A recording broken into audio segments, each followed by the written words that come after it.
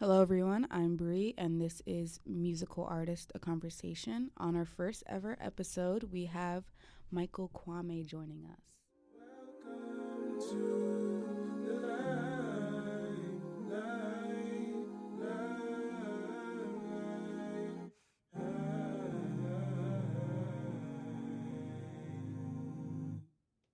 Micheal Kwame is an up-and-coming artist and producer from the Northern Virginia area. He's a part of the Wasteman label group and recently released his first album, Since 15. Thank you, Micheal, for joining the podcast. Thank you for having me. No, this is very exciting. This may be like a little self-explanatory, but I was really curious to know why you named the album Since 15. Well, 15 is kind of where I started, really taking music seriously.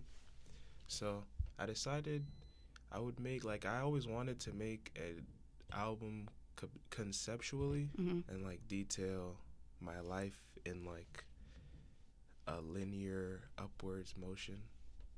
And, yeah, from 15 till now, it's kind of the basis of what I took from to create it. I know in songs like To the Moon and Back, Apartment 301, I feel like those kind of have the same theme in a way because the events you kind of talk about in the songs took place around this neighborhood. So in a way, here and childhood, the inspiration for the album. Yeah, this place had a lot of memories in it, I was here for a while.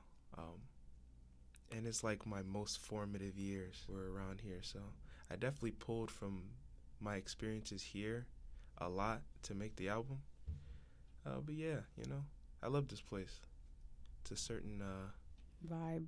You know what I'm saying? Just a certain energy. Was 15 around the time that you moved, or was it a little later than that? I think.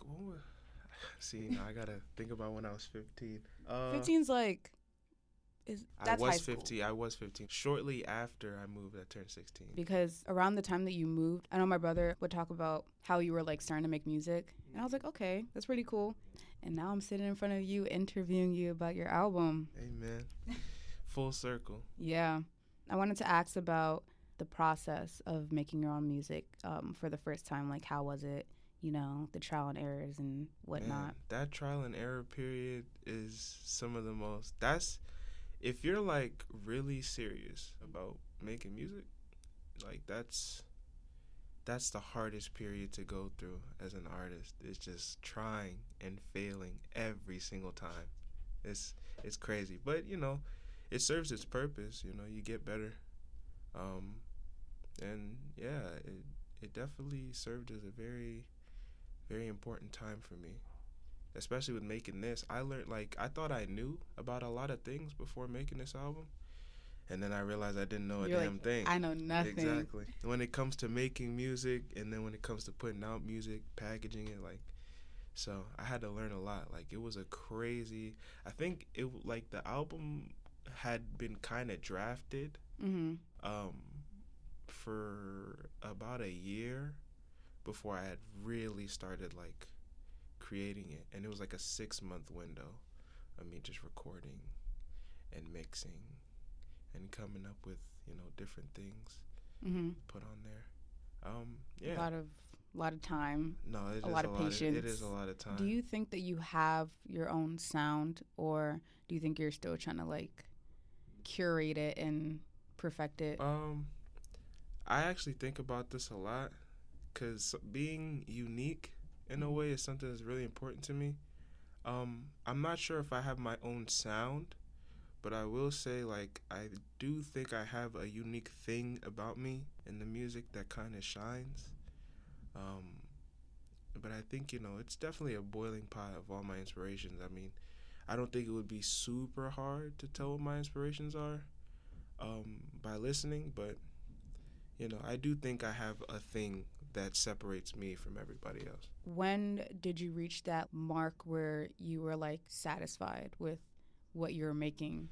Yeah, I was actually talking to my friend about this earlier. I kind of think about it in basketball terms because a lot of basketball players say when you become really good, like when you put your 10,000 hours in, and you become really good at something, there's a point that you get to where you're like separated from the crop, and you're not just a regular player anymore.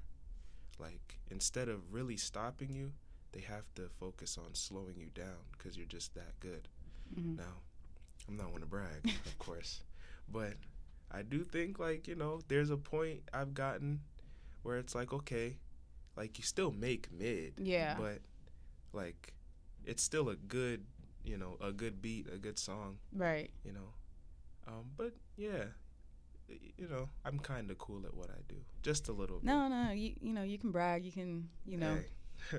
Hey, do you think that you would ever like release anything that you've like scrapped, or do you think you'll like come back to them for like another album or EP or a single? I come back to things all the time. I think that's very important as an artist, is to go back and see what you've worked on before, pull ideas from it. You know, you can bring the old into the new and really make it work.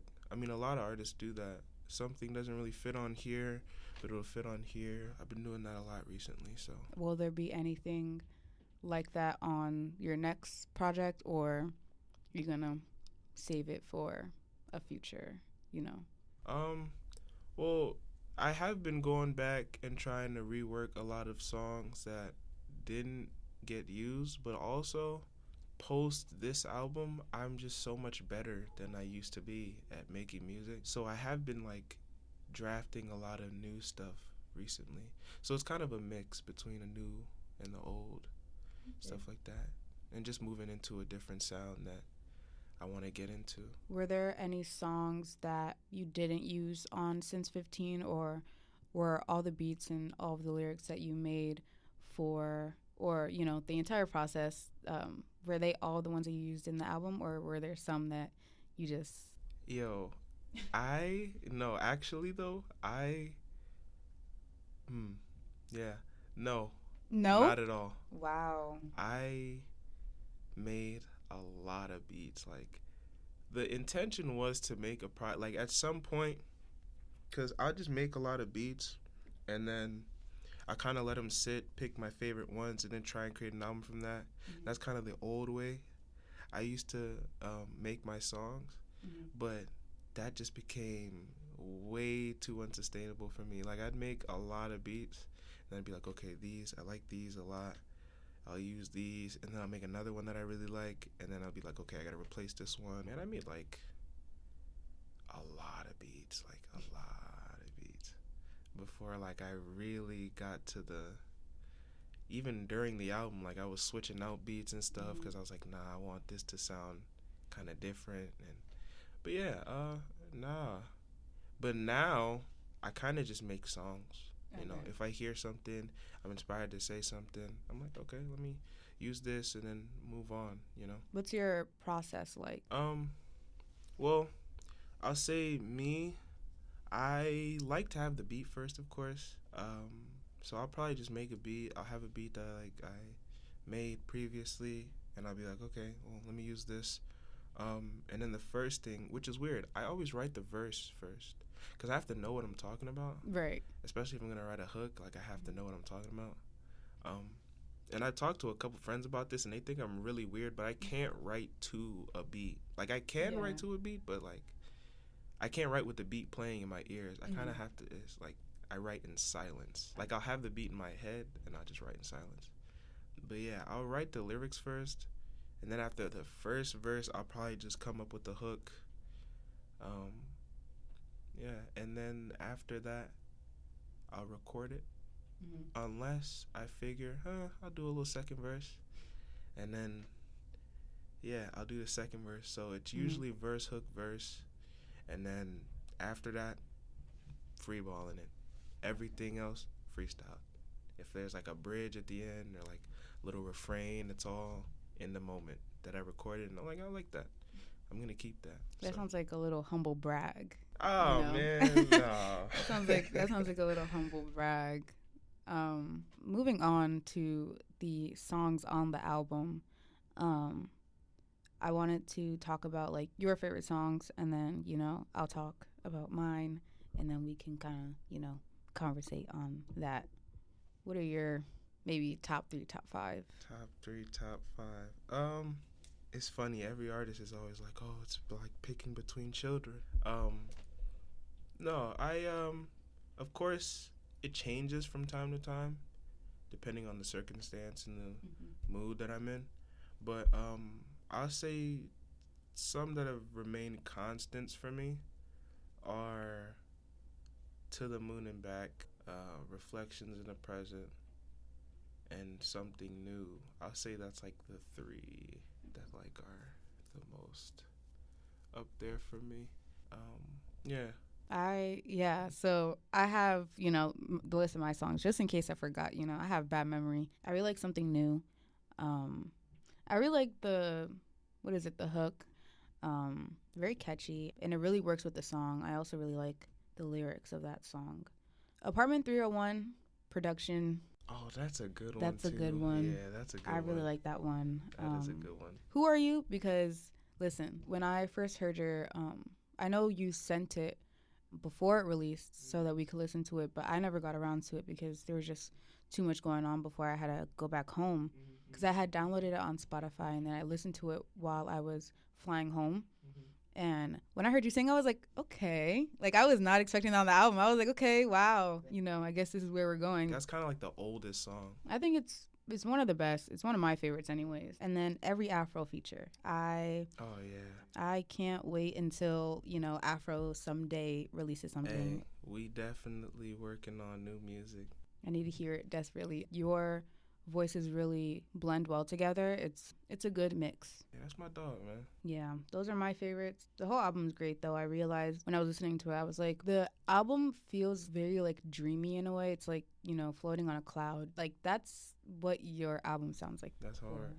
Were there any songs on the album that you kind of were iffy about, or were you content with every single song on the album? That's a great question. I honestly was iffy about the whole thing, for real. I can't lie. Like, there are some songs that I knew, okay, yeah, this gotta be here. Like, Reflections in the Present had to be there. Something New had to be there. Mirror Man had to be there. To the Moon and Back had to be there. Like, the last 4 songs had to be there. But, like, as far as the whole, like, I don't know. They say a song's never done. And I kind of take that way too seriously. And I know a song will never, like, even after release, it's never going to be fully done. But, like, I don't know. I switch musical tastes so frequently that it gets hard to, like, listen to one thing and then be like, okay, this is good. This is concrete. This is solid. We're done. Yeah.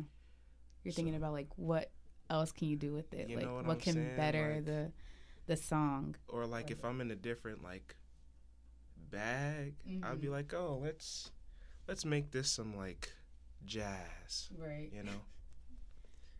But, yeah, I had to come to a place where I was like, okay, this is done. And I'm going to release this. I'm not going to change it anymore. I think the last change I made was a week before the album dropped. Dang. That's kind of cutting it. That's cutting it close. I mean, look, got to do what you got to do.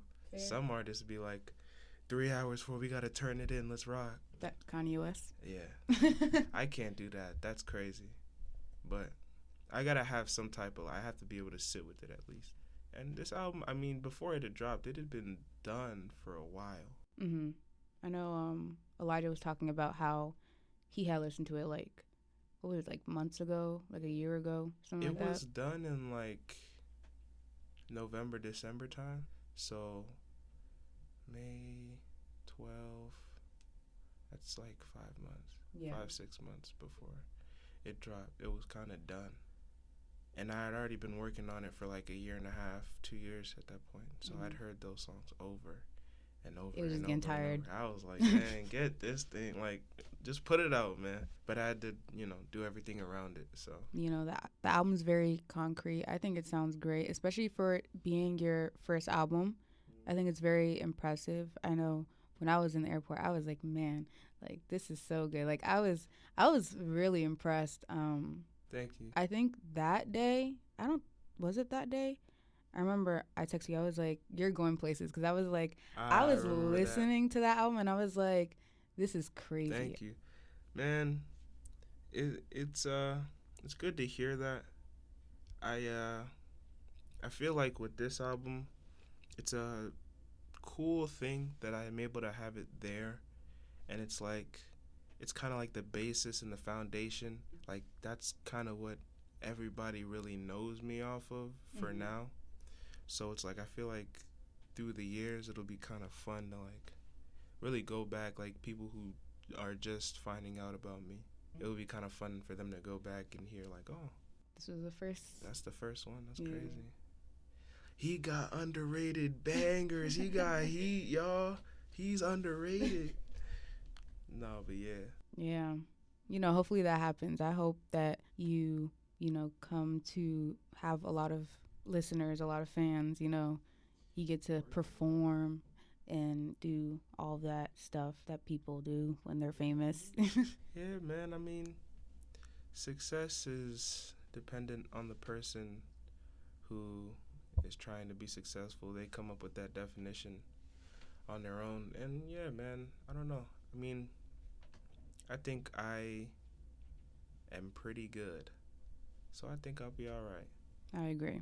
Well, that was all for this episode of Musical Artists, a Conversation. Thank you, Micheal, for being on the Limelight podcast. Thank you for having me. Can you please tell the people where they can find you? You can find me on Instagram, Twitter, and TikTok as It's Micheal Kwame. It's Micheal Kwame. Spotify, Micheal Kwame. Tidal, Micheal Kwame. Apple Music, Micheal Kwame. Yeah. Everywhere it's kind of the same name. So you should be able to find me. Thank you for tuning in, and I hope you return.